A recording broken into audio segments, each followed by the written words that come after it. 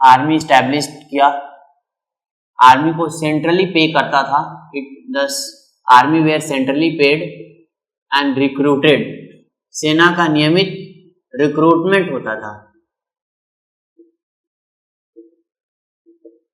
इल्तुतमिश ने सेना को संगठित किया, well organised Indian army, not Indian army, well organised army. He appointed, Iltutmish appointed 40 nobles of Turkey and gave them the name Turke-Chahalgami.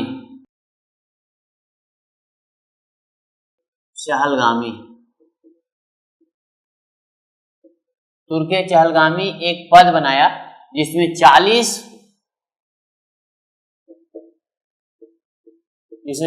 कहा गया, जिसमें 40 तुर्की के लोग रहते थे और ये मंत्री को सलाह देते थे इल्तुतमिश को समय समय पर एडवाइस करने के लिए। एडवाइजरी एक कमेटी बनाई। तुर्क सरदार इसमें रहते थे, 40 तुर्क सरदार। तुर्क सरदारों का एक संगठन था जिसको हम चालीसा कहते हैं।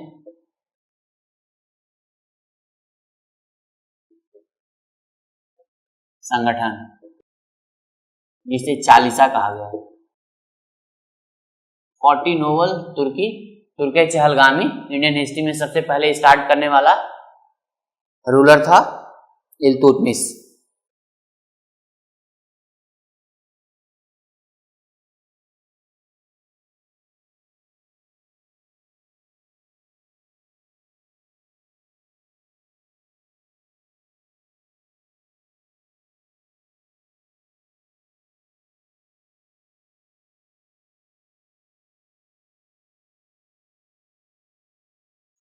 New ruling elites in the court of Iltutmish, ये 40 नोबल टर्की जो थे ये नए रूलिंग एलाइट्स बन गए, मतलब प्रशासन में योगदान करने वाले सदस्य बने। Minhaj us Siraj was court poet of Iltutmish और तबकाते ए नसीरी एक किताब लिखा है इसने, और इसने दिल्ली सल्तनत का पूरा वर्णन किया है। Tabaqat Nasiri was a good book written in the Delhi sultanate period. It is a book in the Delhi sultanate. It is a book written by Minhaj us Siraj.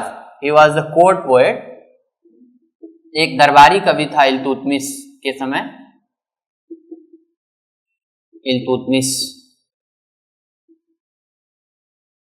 Iltutmish के समय Minhaj us Siraj was a court poet who wrote a book तबकाते Nasiri in Arabic language. Iltutmish ने एक सुल्तानगढ़ी मकबरा का निर्माण किया। ही built A tomb of Sultangarhi इन दिल्ली।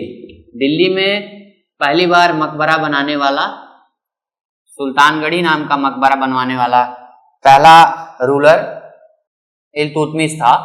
इसने एक मकबरे का निर्माण कराया। तो he is the first man और रूलर टू बिल्ड मकबरा और टॉम्ब।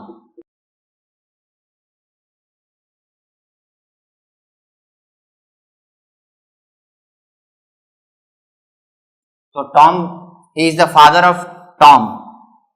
इसको इंडियन हिस्ट्री में he is the father of tomb building. मकबरा बनाने के लिए इसे फादर के रूप में जाना जाता है, जनक।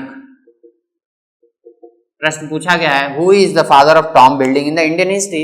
Iltutmish is the father of tomb in the Indian history.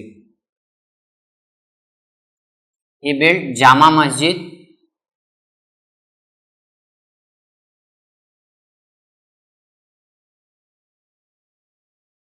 Eight Badaun. इसमें थोड़ा सा ध्यान देंगे, जो जामा मस्जिद दिल्ली में है, विश्व का सबसे बड़ा मस्जिद है, सबसे ऊंची मस्जिद है, जिसको किसने बनाया है? Jama Masjid at Delhi was found by the, ये जामा मस्जिद बदायूं का है, इसको बनाया है इल्तुतमिश ने, लेकिन Jama Masjid at Delhi was found by Shahjahan, जिसने ताजमहल का निर्माण कराया, लाल किला का निर्माण कराया, शीश महल का निर्माण कराया, आगरे के किले का निर्माण कराया, बहुत कुछ बनवाया। तो जामा मस्जिद एट दिल्ली ये मुगल एम्पेरर, मुगल बादशाह शाहजहां ने बनवाया था। दिल्ली का जामा मस्जिद सबसे खास मस्जिदों में से एक है भारत के, और हैदराबाद का चार मीनार।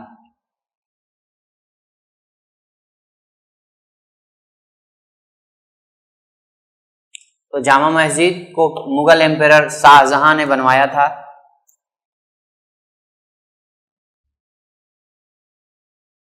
शाहजहां तो मुगल हिस्ट्री का सबसे इंपॉर्टेंट बादशाह या एम्पेरर माना जाता है। इसके शासनकाल को मुगल शासनकाल का गोल्डन पीरियड माना जाता है।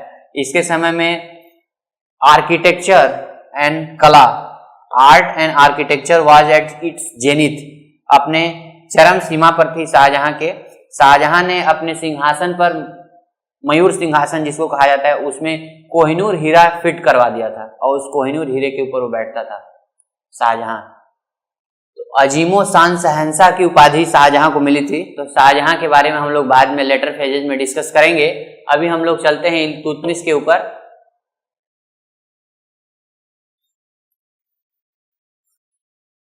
बारह सौ 17 में तराइन की तीसरी लड़ाई होती है, तराइन थर्ड वॉर।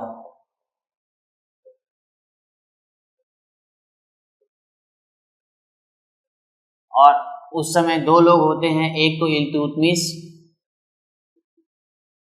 और दूसरा एल्दोज। एल्दोज जो है, he was एल्दोज and Qubacha. Yildiz और Qubacha they were the ruler of Afghanistan. Afghanistan का रूलर होता है एल्दोज और कुबाचा।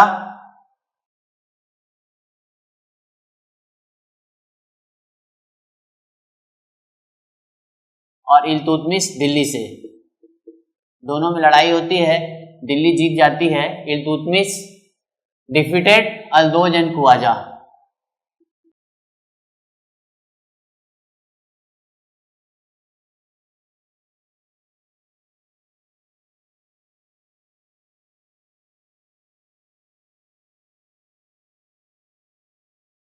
ये इंडियन हिस्ट्री में पहला ऐसा सुल्तान होता है, first sultan to get mansur. मंसूर एक सर्टिफिकेट है जो खलीफा से मिलता था, बहुत हाईएस्ट सर्टिफिकेट। जैसे आज का सबसे बड़ा सर्टिफिकेट क्या है? भारत रत्न, जो भारत के राष्ट्रपति महामहिम से पाया जाता है। और क्यों मिलता है भारत रत्न? तो मंसूर बताएंगे भारत रत्न के बारे में। ये मंसूर जो सर्टिफिकेट है, ये पहला सुल्तान था जिसको मिला from caliph of Baghdad. Baghdad के खलीफा से इसको मंसूर एक degree milli.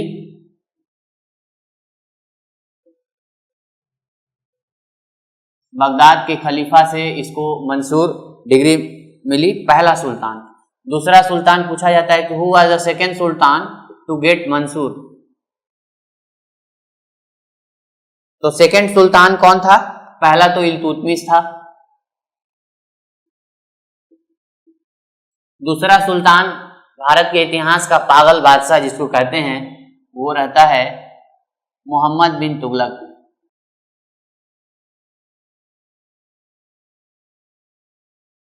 Mohammad bin Tughlaq is called the mad king in the Indian history. इसको पागल बादशाह कहा गया है।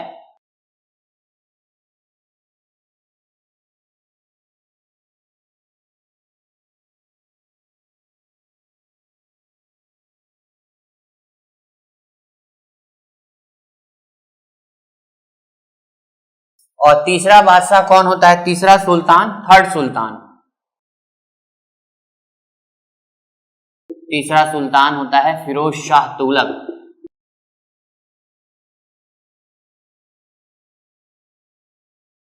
फिरोज शाह तुगलक डायनेस्टी का होता है। अभी देखिए 1236 में अनफॉर्चुनेटली इल्तुतमिश डाइड। इल्तुतमिश मर जाता है। इल्तुतमिश के मरने के बाद इस वंश को चलाने के लिए चौथा राजा रुकनुद्दीन फिरोज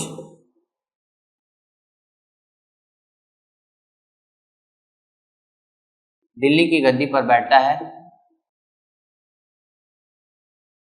और दिल्ली का सुल्तान बनता है। होता क्या है कि इल्तुतमिश की जो पत्नी होती है शाह तुर्की या शाह तुर्की जिसको कहते हैं, तो शाह तुर्की इसकी पत्नी होती है, तो वो दिल्ली की गद्दी पर बैठने के लिए हकदार होती है। लेकिन 40 तुर्कों का 40 सरदारों का एक जो ग्रुप रहता है वो एक महिला को दिल्ली की गद्दी पर नहीं बैठाना चाहता है और इसलिए तुर्की शाह ने या शाह तुर्की ने जो इल्तुतमिश की पत्नी थी अपने पुत्र रुकनुद्दीन फिरोज को दिल्ली की गद्दी पर बैठाया। Her mother wife of Iltutmish. Her माने किसके लिए आया है? रुकनुद्दीन फिरोज के लिए। सॉरी गलत हो गया, हिज मदर है ना, ये एक लड़का रहता है, तो his mother wife of Iltutmish ascended him on the throne of Delhi।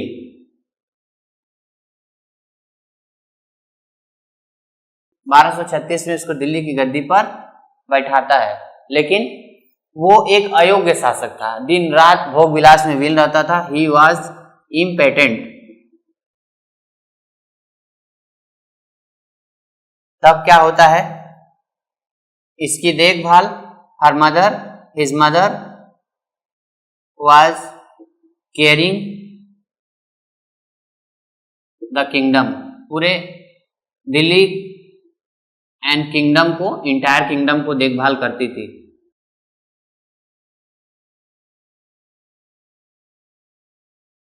तो धीरे धीरे क्या हुआ, लोगों को लगने लगा कि एक महिला जो है इसका देखभाल कर रही है, तो इसने लोगों ने ये जो चालीसा है ना 40 nobles, group of 40 nobles revolted. अब जब विद्रोह चालू हो जाता है तो राजा को हटा देना पड़ता है और उसके बाद क्या होता है, इन्होंने डिपोज्ड। उसके बाद जो है रजिया सुल्तान को